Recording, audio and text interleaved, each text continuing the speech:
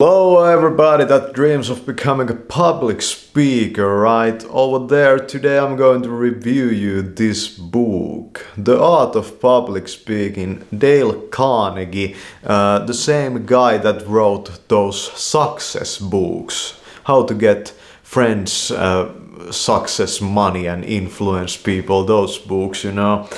And it's an old book, it's old as shit. I don't like, what year was this published? Published first time. Holy shit, like the 1800s, 1915 this book was published, so it's old. So has the art of public speaking changed at all? Well, I read it and maybe I'm already a public speaker. My platform is just the internet, that's how the world has changed. But he kind of gives you a map of what speaking is all about and all the different facets of speaking, divides it up and kind of gives you this basic idea that this is the challenge, and he doesn't really give you the answers to how to practice that so well. My own ideas about finding the voice kind of go outside the realm of speaking, into the realm of singing and rap and rhyming poetries and that kind of stuff. You have seen the stuff that I do, and yeah, it was years in the making. What you see on my channel, it didn't just, happen. It was very a deliberate thing I did. So this might help you to get that kind of a deliberate, idea about public speaking and how to become better at it. He talks about pronunciation. He talks about rhythm of your speaking, your tonalities and your monotonous voice and that kind of stuff. He talks about all of these and how to make your speeches better. And what I have noticed in the speakers on YouTube that I really became, interested in, is that they usually have an output that is very steady. And in my own stuff, I try to be everything but that, while including all the goodness in them. I really try to brace the limits, as you have probably seen, of using human language. And I believe that, who the people are that are doing that right now, like who are those people? It's kind of hard to put them into these boxes, Of course, fiction writers, push their limits and they have imaginative minds, and rappers, that kind of stuff. But at the same time, I feel that I'm really doing something very experimental over here. And I don't know how much I could take from that to a public speaking situation, because when I give speeches on YouTube, some of them have actually, I think, have been really good, and I really dig what I have going on over here for you. But I still feel that, of course, I could be better, but I also feel that it's not really my, style and thing to do speeches at all. I can do those, I can give you my ideas through that. But what I have realized through all literature is that you can deliver the same thing with so many ways. And I feel that the speech, the hard speech of just, trying to get people act and that kind of stuff that he talks about over here, getting people to act, how to do that, and what are the emotions related to that, and so many different facets to becoming a good public speaker. But then again, so many different facets to becoming a good public figure. So the world is very different. But I feel that this time, you can use this book to kind of take and use the possibilities of the world around you in a more effective way. Yeah. And it's still kind of the the question to me, like, what situation should you be giving speeches in, you know? Like he talks about, you know, auditoriums and, you know, where did Hitler start public speaking? In beer halls, you know? He got his voice heard by the people. And I have done some of, you know, not that kind of stuff, but what I have done some in my life is just that, you know, going to the people and just talking to them, conversing. But a speech is kind of different, you know, you don't converse. Yeah. And maybe I can find a place, but I feel that the possibilities for this stuff in my town are so slim, you know? And I have also kind of understood that a lot of people get on the stage at some point in their life and they get there as something else than a public speaker or a figure of like somebody who is going to deliver you a speech. They get there as a writer or some, you know, researcher or some, you know, expert or some, you know, authority figure. But what I have noticed is that there's a lot of those people who are very mediocre, even lower than mediocre, in abilities of using their voice and, you know, giving talks and talking in the public. They're very mediocre, but they get there because they do something else. That's what they are, you know, hailed about. Not their ability to talk very eloquently, but what they do. And I kind of am heading for both of these, but it's very fun that in what I do, talking and, you know, using language in this way is a very, you know, deep main part of what I do. And for example, giving a speech in a foreign language is a very, you know, kind of challenging thing to do. I give a lot of speeches in English because, you know, the world is kind of open to you. But I at the same time am thinking about the question, is the YouTube platform kind of seeing the age of the speech, so to say? And, you know, guys like this, you know, with the background and, you know, just you being there and, you know, talking to the camera, has this been done enough on YouTube? And I'm gonna say kind of, but at the same time I feel that I for certain have something to contribute to this. I remember my psychologist said, just in the beginning of the therapeutic process, I remember that he said to me that maybe you might have something to give to this thing. And I remember he was talking about art. And I said back then, no. The conversation started from the fact that I was talking about some, you know, Polish artist that I have seen on the internet that did very, you know, dark type of, you know, art. And I remember him saying that maybe you could have something to give to this art thing. And I said, no, everything has been done in art. But then again, you know, nowadays, you know, I have done something that has probably never been done so before in art. Yeah. And it's kind of amazing that it kind of just, you know, said to me, maybe you have something to give to this, you know, thing. Maybe you could do something. That he didn't even say that maybe you could do something that's never been done before. Maybe you could do something, you know, about this. Yeah, he was right. He was right. And I believe that he didn't tell that same thing to everybody, every one of his customers. He saw, and this guy talks about, you know, vision over here, like seeing. And, you know, when you give a talk, it's kind of you are in a kind of a very bad position, you know. People evaluate you based on your ability, even though they might not have any ability themselves, you know.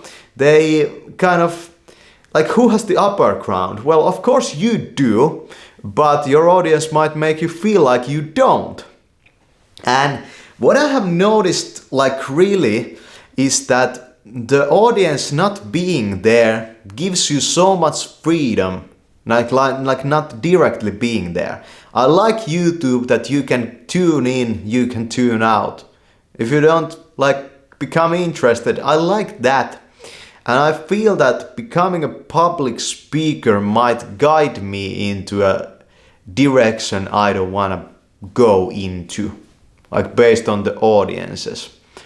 But maybe I should consider, still trying this stuff, But really what I want to do is to be able to take what I do artistically with human language and take it to the stage. That's what I want to do. Because I know that I'm a performer, I've seen all kinds of stuff that I do. I know that I'm a performer.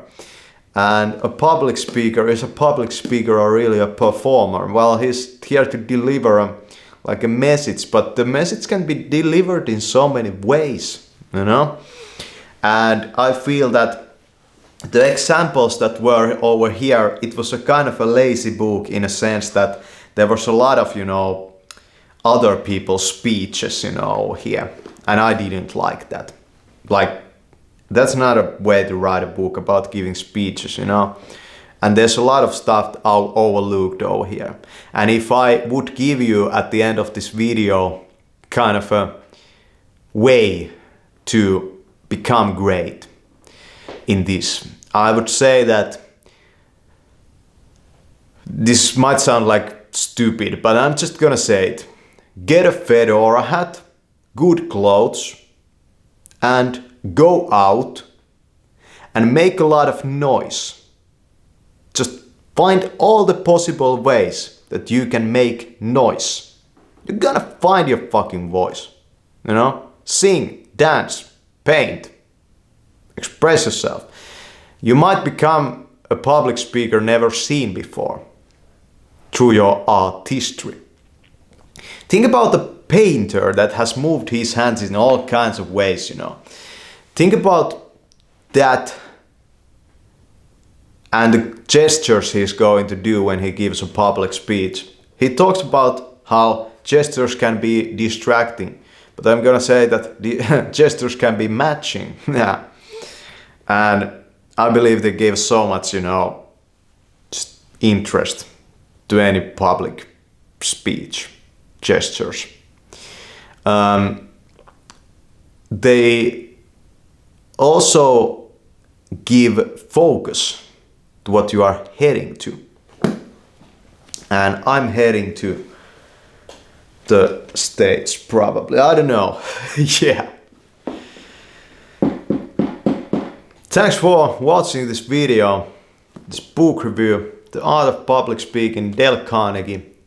Not the best book about this subject, but a map.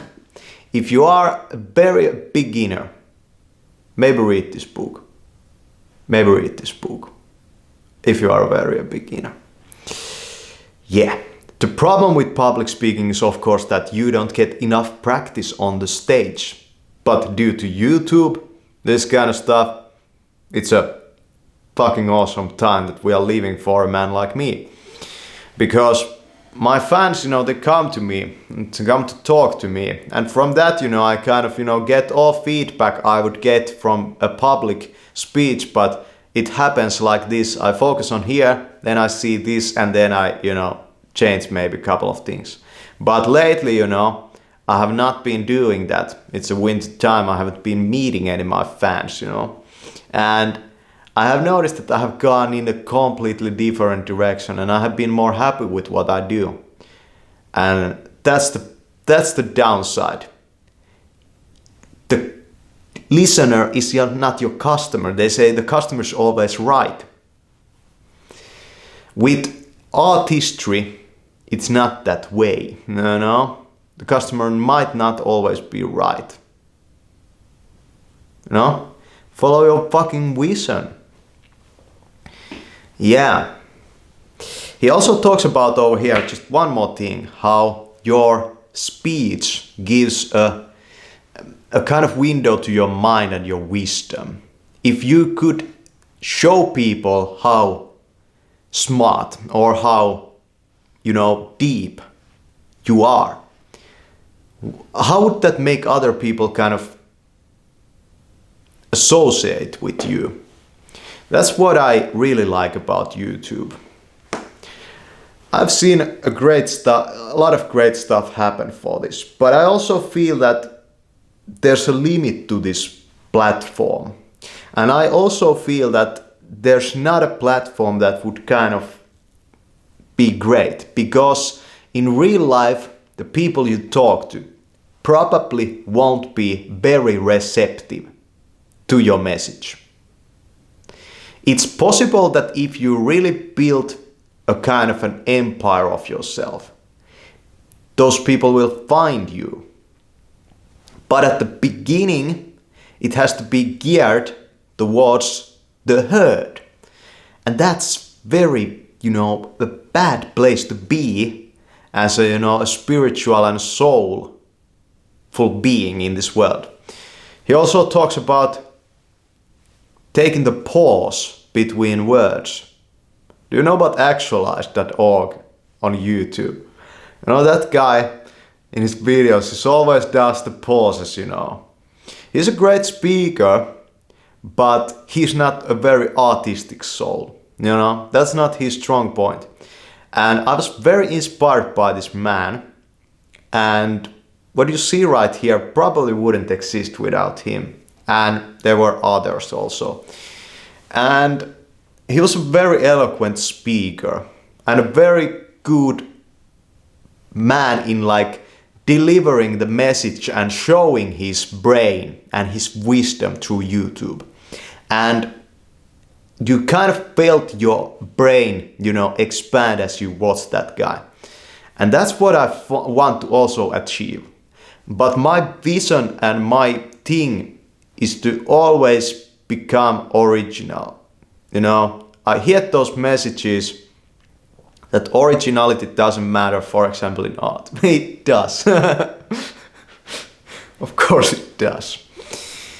And here he throws a couple of, poems, how to use language in a rhyming way. And, I have a lofty goal of writing a novel, a fantasy, or a science fiction in rhyme. And there are rhymes in sci-fi books, in many books, but the whole thing to be rhymed, that's one of the hardest challenges, because you can rhyme all day, but it won't probably make very much sense. And in some of my newest videos that I do in Finnish, I probably couldn't do that in English just at this point, maybe in the future. I have noticed that it's getting there, I can tell stories in this style. And a speaker also has a style.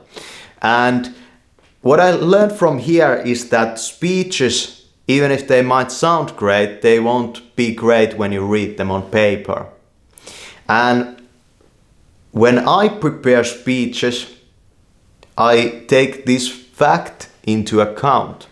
But now when he showed it to me, over here, it was kind of a valuable lesson. This is all crap when you read it on the page. And what I do with my speeches is that I just write these detached paragraphs. They become the main building blocks and the pillars of my speech or my performance. It's just the way that you have to make yourself think in that way that helps you to deliver that speech or your performance. The style is there. That's where it's found. The style is where, that gap between what you do and what you don't. That's where your style is found. Yeah. Thanks for watching this video. The Art of Public Speaking. And it's an art. Well, it's a great book name. Maybe that's why I bought it, because I'm an artist. The Art of Public Speaking. I got this book for dirt cheap. It was like something like 13 euros. So I'm not too bummed that it wasn't such a well-written book. But yeah. Thanks.